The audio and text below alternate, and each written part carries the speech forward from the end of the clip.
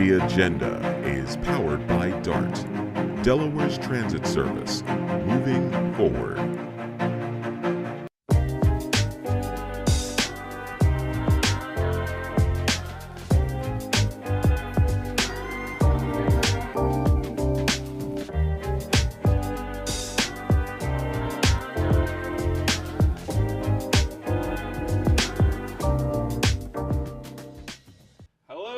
Kerwin back again right here on The Agenda. This week, we're very excited to have Senator Chris Coons here, who is not someone who just pops in every now and then, but a regular guest, I think, to the show. Yep. Thank you very much for being here this week, Senator Coons. I know it's been a very busy week for you. I know it has. I know you're tired. You can see it in my eyes. I can see it in your eyes. I don't know if it's the train station or 95, but something's burning, you know what I mean, that you've been up and down. Thank you very much for being there and representing Delawareans, as always. Thank you. But I think for a lot of Delawareans and people watching in general, I don't think they understand the debt ceiling. I don't think they understand how close to a disaster we were, and hoping that you can explain it in your light and, sure, and give us a little bit more information. Sure. So we just passed in the Senate and the House and sent to the President's desk for signature a 2-year budget deal that raises the debt ceiling to authorize borrowing to cover things we've already spent. So there's no more debt ceiling drama till 2025. And puts in place spending caps and makes some changes to federal spending for the next 2 years. Claws back money that had been appropriated for COVID but not yet spent. Billions of dollars, right? Tens of billions of dollars. Make some changes to the SNAP program. It was passed with a broad bipartisan vote in both the House and the Senate. The nature of a compromise is that nobody's happy. Conservatives were mad that it didn't slash hundreds of billions of dollars. Liberals were mad that it imposed some real constraints on our costs, on our spending, and that money that had already been appropriated got clawed back. There were plenty of things to be unhappy about. But in your opening, you asked me to explain the debt ceiling. Let me take a crack at it.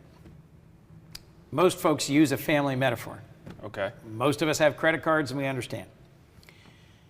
Unlike every other advanced economy in the United States, when the federal government says we're going to spend this much on schools and housing and the Defense Department, right?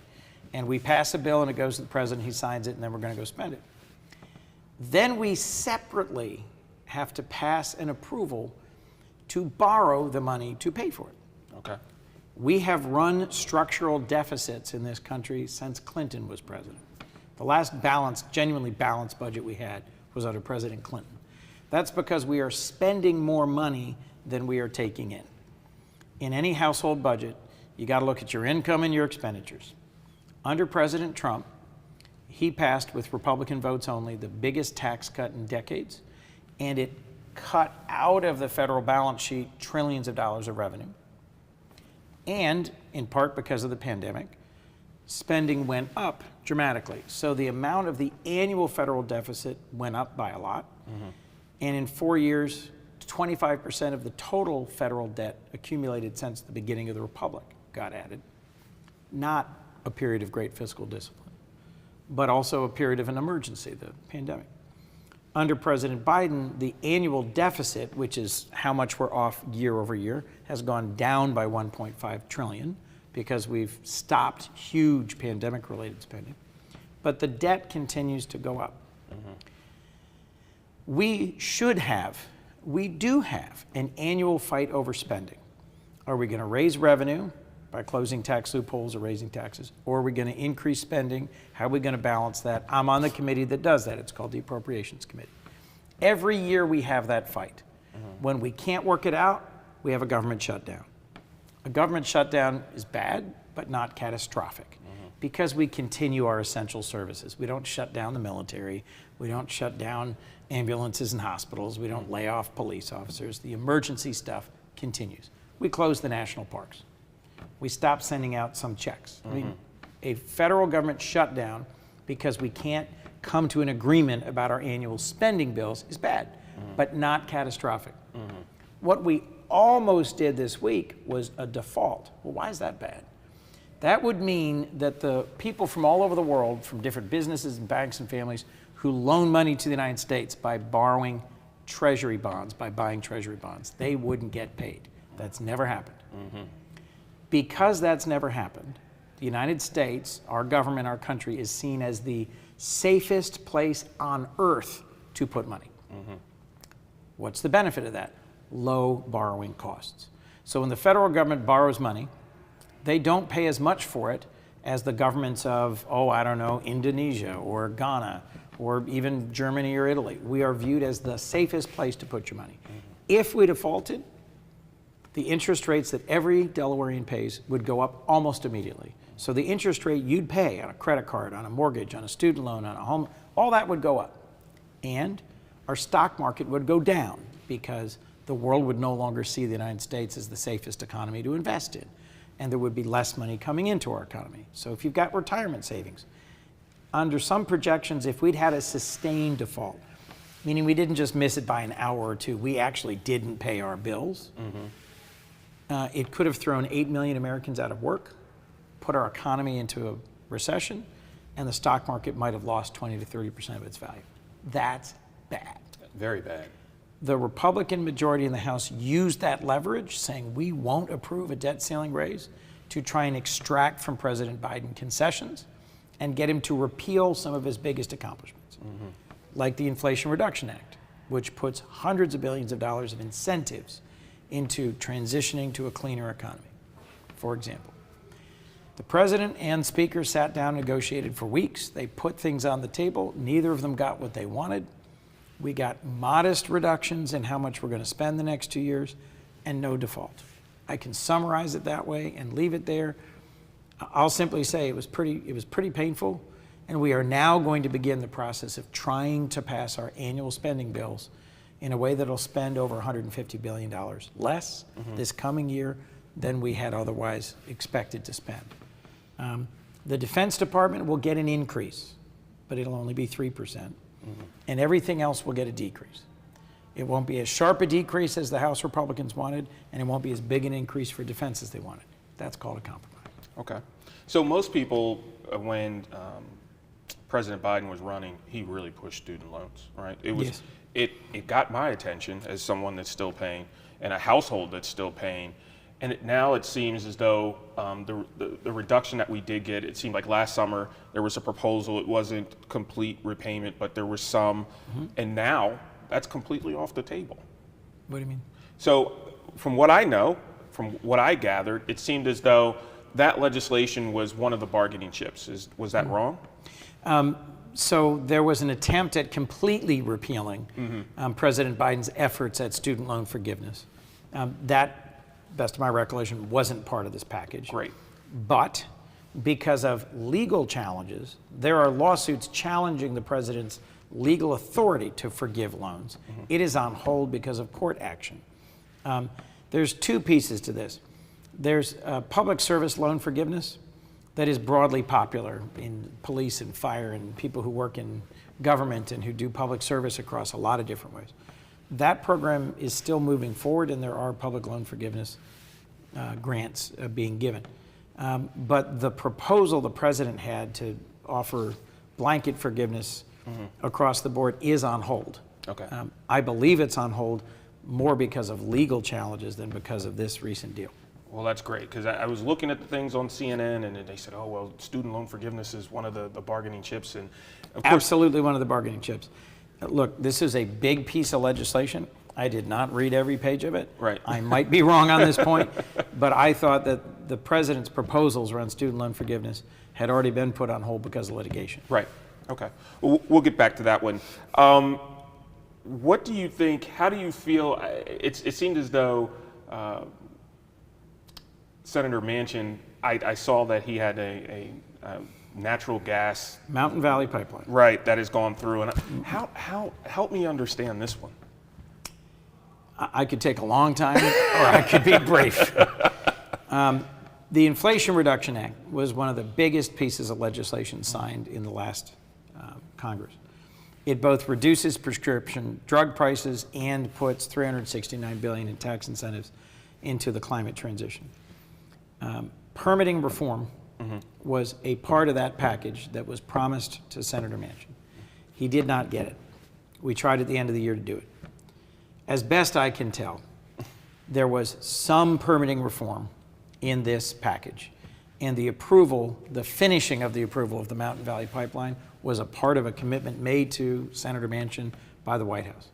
My colleague, Senator Kaine, was was irate, took to the floor for an hour about this and talked to every single one of us. Our problem was the posture of the bill when it came from the House to the Senate. If we had amended it to pull any particular piece of it out, it would have had to go back to the House, and we were out of time. So this is one issue where I think you could have voted for or against as long as you didn't tank the bill. I ended up voting against Tim Kaine's amendment because I said, we can't afford to default. Right. I just spent time going over how big a deal that was. Finishing what has been a multi-year approval process for Mountain Valley Pipeline was a part of the deal that the President and Speaker McCarthy worked out. It was in the package when it came to us. Wow. Oh, there's a lot going on. There's a lot of pieces. A lot of pieces to this, and we just hope that all Americans are being considered when these deals are being put in place. We're not going to deal with this again, correct me if I'm wrong, until 2025? Correct. But because it worked, hostage taking may occur again. And I have a bill that would eliminate the debt ceiling as a distinct tool that can be used for hostage taking like this. In every other advanced economy, when the legislature approves spending and the head of state signs it, it also implicitly approves the borrowing to make that spending possible. They don't have a separate mechanism. Okay. Most Americans misunderstand the debt ceiling. And Speaker McCarthy was not being accurate when he said this is like a family agreeing to raise how much they can borrow in the future on their family credit card so they can spend more. That's not exactly what this is. This is paying off the bills that have already been run up. So borrowing that occurred under President Trump and the first 2 years of President Biden is what this increase to the debt ceiling will pay for, not future borrowing. Okay. So I know it's a little. No, so it's not. In 2025, we may very well see this again, right. Where we have the president and one chamber in the control of one party, and the House or Senate in control of the other party. This has happened 3 times in the 13 years I've been there. The threat of default is used to extract concessions. So other than the legislation that you're putting together and the ideas that you're putting together, what else is being done? You mean what else is being done at all in Congress? No. What else is being done to prevent this from happening again? Excuse me. If we could get a bipartisan bill to the president that said we are not going to use the debt ceiling as a hostage again, we could stop. Otherwise, I suspect this will happen again. Wow. With near certainty, frankly. I'll take that. This time, maybe it was last year, we had a conversation about the Ukraine. I think they had 57 strikes this morning from drones. I don't want to ask the question is, when is this going to end? I know you get that all the time. I don't want to ask that question. But what is the stance? Where is this going to turn? Do you see a turn occurring? So my hope is that this summer, the additional equipment, heavy tanks, armored personnel carriers. That are just not coming from the United States, but are coming from other countries as Germany, Poland, UK, France. They now have a significant constellation of armored vehicles that are among the most sophisticated in the world, significantly better on the battlefield than the antiquated, mostly Soviet-era tanks the Russians have, and significantly better than anything the Ukrainians had before. They have been asking for a long time for surface-to-air missiles to help protect Ukraine from these constant drone attacks and missile attacks. They have them. They are more and more effective. Kyiv recently faced a barrage of dozens and dozens of drones and missiles where every single one of them was shot down. None of them killed anyone in Kyiv. That's not true every day. There are attacks on civilians by the Russian military almost every day now. So they asked for close the sky, give us surface-to-air missiles, give us advanced fighter jets. That is beginning. the training process and the potential transfer by some of our partners in Europe, allies in Europe, of F-16s to Ukraine may well happen in the next 6 months. The most important thing to answer your question, where do you see this going? Yeah. How does this all end? Putin's not going to stop. He is not going to stop. He is committed to conquer Ukraine. Ukraine is fighting bravely and has lost a lot of troops, but about half as many as Russia has. This is a bloody war. And with all the additional training and equipment they've received, I expect a successful summer offensive. The last major offensive by Ukraine retook big areas of Ukrainian territory that had been occupied by Russia in Kherson and Kharkiv. They advanced far more quickly than we had expected, certainly far more quickly than the Russians expected. Russian troops are suffering from bad logistics, low morale, poor training, and ineffective equipment. They have fixed some of the problems they had on the ground that allowed the Ukrainians to make such big progress in their last offensive last summer, but I still think we will see them prevail on the battlefield and break through towards the Sea of Azov or the Black Sea. They will not retake all of the sovereign territory of Ukraine in this offensive. If they make real progress between now and August or September, I would expect at that point there to be lots of initiatives and efforts to try and get the two parties to negotiate. Part of why I have resisted saying there needs to be a negotiated peace is a negotiated peace that leaves Russia having conquered significant parts of Ukrainian territory rewards aggression. I couldn't agree more, and it should definitely be off the table. This is a painful, brutal, difficult war. Russian troops have committed atrocities. They have kidnapped and taken back to Russia thousands of Ukrainian children. They have raped and murdered senior citizens, women, innocent civilians. They have targeted civilian infrastructure. And frankly, a bipartisan group of us in the Senate recently met with the prosecutor from the International Criminal Court. There are efforts to try and deliver accountability for these war crimes, both within the courts of Ukraine and on the international stage, that I support fully. How does this end? I hope it ends by Ukraine regaining control of its territory. I will continue to support Ukraine's fight against Russia as long as it's credible and reasonable. And we're not there yet. I will continue to vote for support for Ukraine for their humanitarian, economic, and military needs. So I don't know Mr. Putin, but I know for his actions, okay? And he doesn't seem like someone who's going to quit. Nope. I also know, have read that there is, I guess, a problem with his supply chain. Yes. And he's running out of options in some areas. Is there a nuclear possibility in this? Is he that crazy to do something like that? He has threatened to use nuclear weapons many times. Okay. And frankly, that early on in this conflict, that was keeping the United States on our back foot for fear of escalation. He has threatened and threatened and threatened and threatened. And on some level, we're at a point now where our allies in Europe are saying we need to support Ukraine and be mindful that this is a very real threat that he would attack Ukraine with nuclear weapons. But we have delivered a strong counter message. You do that, and NATO will get in this fight. Right. You do that, and you will face international isolation from countries like China and India and South Africa that have so far stayed neutral, but would denounce Putin and quite possibly support Ukraine if there were a first use since 1945 of nuclear weapons. So it's a difficult, sensitive subject from a security perspective. Because Putin is struggling so much militarily, he has turned to Iran, and Iran has provided him with lots of drones and missiles. He's turned to North Korea and has received munitions from North Korea. And they are scouring the prisons of Russia to get conscripts to send them to the front lines. In the tragic fighting around Bakhmut, thousands of former Russian prisoners were thrown into the front lines with very little training, poor equipment, and basically told, go that way, if you turn around, we'll shoot you. Yeah. And there were thousands and thousands of soldiers who died.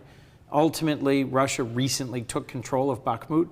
It is not a strategically significant city, but it is their first significant advance of any kind in the battlefield in 9 months. So I am hopeful that we will soon see Ukrainian advances that will more than make up for that small battlefield loss they've had. Now, getting Ukraine into NATO, they cannot do, correct me if I'm wrong, while they're in war or while they're Correct. fighting. So that's kind While of their off the territory is occupied by a hostile country. Gotcha. So do you think that they will join afterwards?